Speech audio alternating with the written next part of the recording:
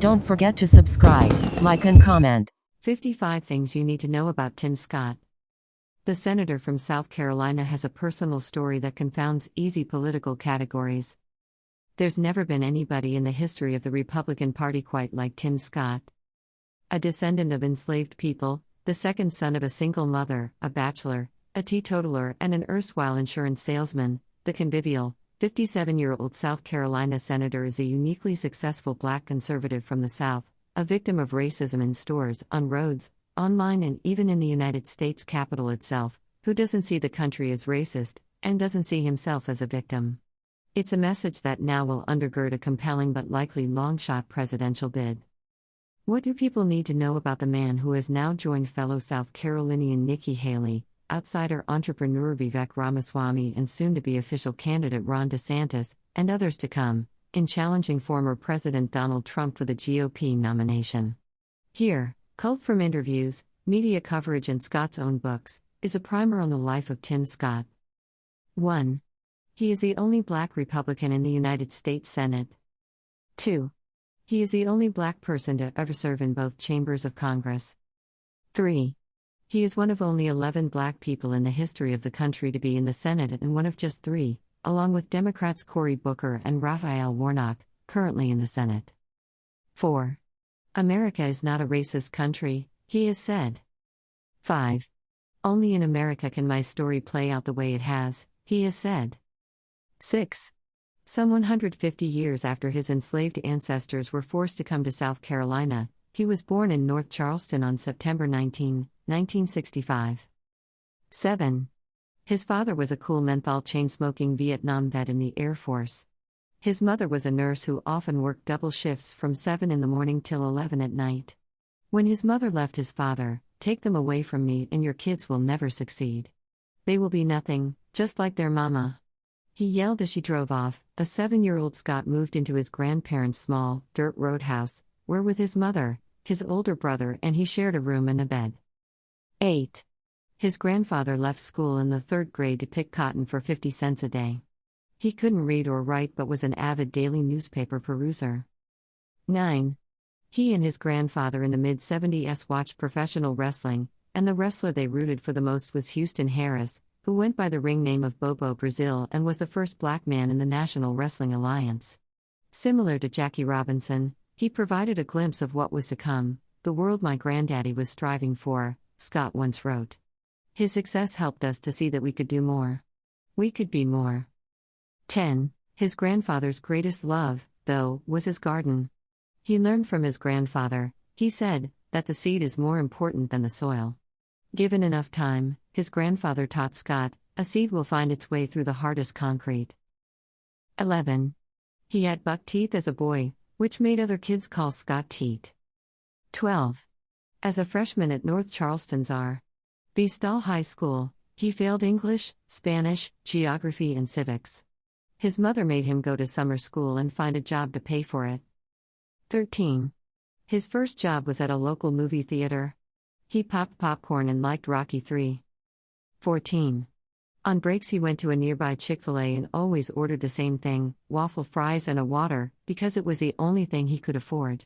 The owner, a white man named John Moniz, noticed him, struck up a conversation, and ultimately became a life-changing mentor, imparting conservative business principles and telling Scott, as Scott would later say, "I could think my way out of poverty." 15. His favorite sport was football. His favorite team was the Dallas Cowboys. His favorite player was running back Tony Dorsett, according to his 2020 book, or quarterback Roger Staubach, according to his 2022 book. He slept with a football, toted it to class and rushed it on the field, to the tune of more than 6 yards a carry as a budding college prospect. 16. President Tim Scott, he whispered to himself in bed at night. "I'm going to do it. I'm going to run for president," he told a friend. He was elected student body vice president as a junior. He was elected student body president as a senior. 17. Sometimes I got hate-filled notes with racial slurs attached to my locker, he once said. And sometimes he felt more racism from his black friends who called him Oreo because, he explained, I wasn't meeting the expectation of the groupthink within the school. 18. Just before his senior year at Stall, In late August of 1982, Scott nodded off while driving, flipping his mother's Toyota hatchback, breaking his ankle and hurting his back, lessening Bigger University's interest in him as a football recruit. 19. He went on a partial sports scholarship to Presbyterian College, a 1,200-student school in an 8,000-person town, where as one of some 36 black students he heard the N-word many times off and on campus, he has said. The captain of the school's Blue Hose football team introduced Scott to the Fellowship of Christian Athletes. "I'm not sure I ever would have found Jesus if my ego took me where I wanted to go. God didn't cause the accident, but He used it to deliver me into His kingdom," he later would say. In college, Jesus became everything to me, he has written. "My life," he has said, "is worthless without Jesus Christ." 20. He got braces for his buck teeth when he was 19 years old, and an orthodontist put him on a payment plan of $40 a month of money he was making by still working at the movie theater. 21. He graduated in 1988 from the Baptist College at Charleston, now Charleston Southern University, with a bachelor's degree in political science. 22. After college, he started selling insurance, eventually growing Tim Scott Allstate into a 3,000 customer business. He bought his mother a house. 23. In 1994, running for a seat on the Charleston County Council while volunteering on the congressional campaign of a young Mark Sanford, Scott was starstruck meeting Jack Kemp and Newt Gingrich at an Elks Lodge. He initially had gone to the local Democratic Party headquarters to express his interest in the seat on the council. "They told me to get in line," he once told Tim Alberta. So he ran as a Republican, and became in early 1995 the first black Republican elected to any office in South Carolina since 1902. 24. He served as the state co-chair of one-time arch-segregationist Strom Thurmond's final Senate campaign in 1996. "People change their minds," Scott once explained. "They embrace truth." In the end, he received around 30% of the black vote. "I'd like to get there. If Strom Thurmond could get 30% of the black vote, any Republican can." 25. That year, too, in his first term on the county council, Scott ran for the state senate.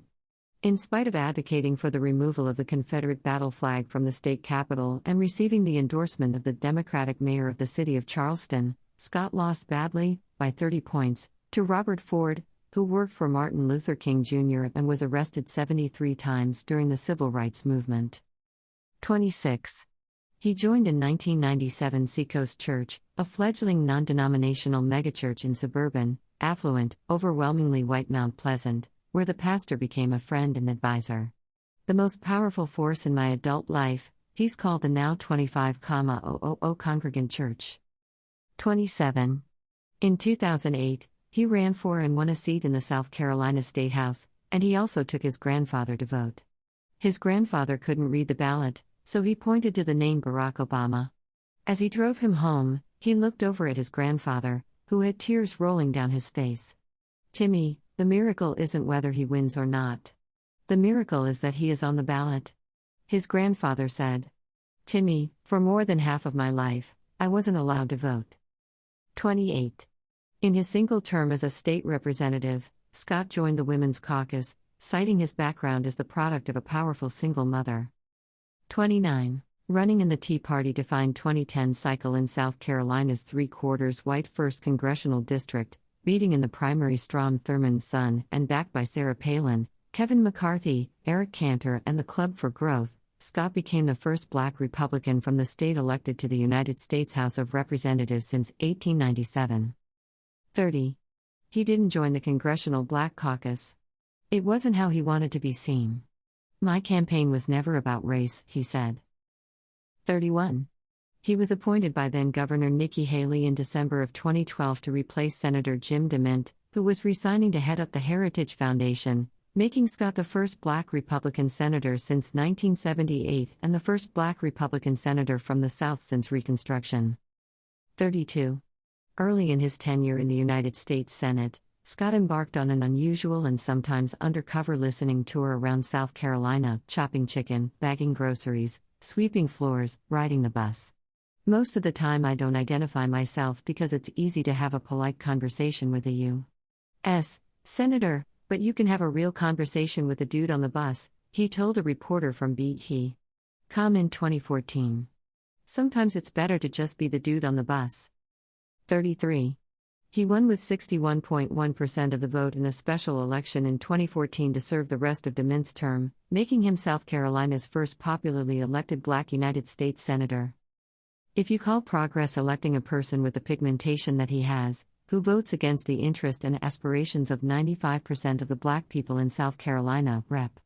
Jim Clyburn, D.S.C., told the Washington Post's Ben Terrace that year, then I guess that's progress. Scott won again in 2016 and again with more than 60% of the vote to earn a full 6 years. 34. He doesn't drink. 35. He's a night owl, staying up into the wee hours of the morning, sleeping in as late as possible. 36. He's never been married and has no children. In the right time, I will meet Mrs. Right, and she'll want to have a couple kids, he once said. Or she ain't Mrs. Right. Right? 37. If he wants to get pumped up, he listens to Word Up, by Cameo. If he's having a tough day, he listens to The Blessing, by Carrie Job. 38. After the Mother Emanuel Church shooting, he joined Haley in supporting the removal of the Confederate battle flag from the state capitol grounds. I do not believe the vast majority of those who support the flag have hate in their hearts, Scott said in a statement, but it is clear that this is the right step forward for our state. 39. His office received approximately 10 racist voicemails from a man in Georgia who threatened to kill him, praised the Mother Emanuel shooter, railed against the untruths of Black victimization, and was arrested in 2017. He pleaded guilty in 2018 and was sentenced to 30 months in prison. 40. He was bothered by Donald Trump's comment that there were fine people on both sides at the white supremacist rally in Charlottesville, Virginia, in the summer of 2017. I believe the president has compromised his moral authority to lead, Scott said.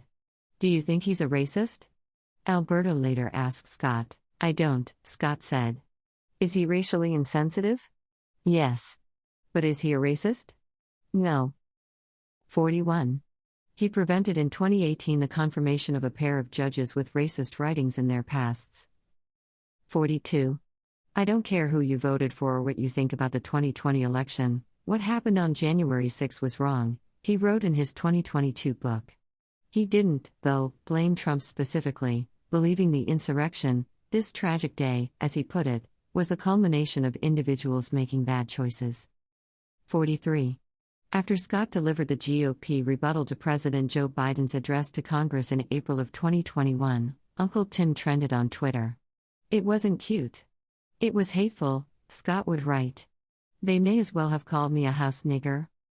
44. He's been shadowed by clerks in grocery stores and department stores. He's been pulled over by law enforcement, he says, more than 20 times in 20 years. I was not pulled over for going 3 miles over the limit, he wrote in his book that came out last year. I was pulled over for being black. 45. 5 times he's been stopped by a Capitol police officer on his way into the Capitol to cast a vote, he has said. Each time, after showing the officer my credentials, I was detained. Each time, I have had to ask my white colleagues to tell the officer who I was. 46. Nowadays, whenever I hear about the Black experience, the only stories I hear are the hard stories. And while I believe these stories are important to tell, he wrote in his latest book, if you listen to the national narrative, you would think each and every one of us has lived a life of desperate pain, heartache and misery. You would think Black people across our great nation are victims of pretty much everything. He added, what a ridiculous way to view the world. 47. People are fixated on my color, he told Politico magazine. I'm just not. 48. When I look at our nation, I don't see division. I don't for 1 second believe the false narrative of a racist, divided America that has been spun by big media, he has said. 49. Injustice is real, he has said. But infinitely more real is opportunity. 50. There are 2 ways to view history, he has said. One is to shine an unwavering light on the myriad atrocities that have befallen us. And there is nothing wrong with having a realistic and honest accounting of history. In fact, it's vital that we do so. It helps us to keep from repeating it. From my experience, however, dwelling on the pain of the past for too long threatens to keep us mired there. When I look back, I prefer to focus on how far we've come. Only then can I envision how beautiful the road ahead could be. 51. A proven, prolific fundraiser, he said upon his re-election last fall he would not run for another Senate term, with a reference to his grandfather and a wink to what was to come. I wish he had lived long enough to see perhaps another man of color elected President of the United States, he said. But this time let it be a Republican. 52. Dear Heavenly Father, said the first fundraising appeal from his exploratory committee, an email that requested a 2-minute prayer. 53. Policy differences with Trump? Probably not very many at all, he said in February to Sean Hannity. I'm so thankful that we had President Trump in office. 54. If you want to understand America, you need to start in Charleston. You need to understand and appreciate the devastation brought upon African Americans, Scott said in a recent speech in South Carolina. But if you stop at our original sin, you have not started the story of America, because the story of America is not defined by our original sin. The story of America is defined by our redemption. 55. For those of you on the left, you can call me a prop, you can call me a token, you can call me the N-word, you can question my blackness, you can even call me Uncle Tim, Scott said in a recent speech in Iowa. Just understand, your words are no match for my evidence. Your pessimism is no match for my history. My existence shows your irrelevance. The truth of my life disproves your lies. Don't forget to subscribe, like and comment.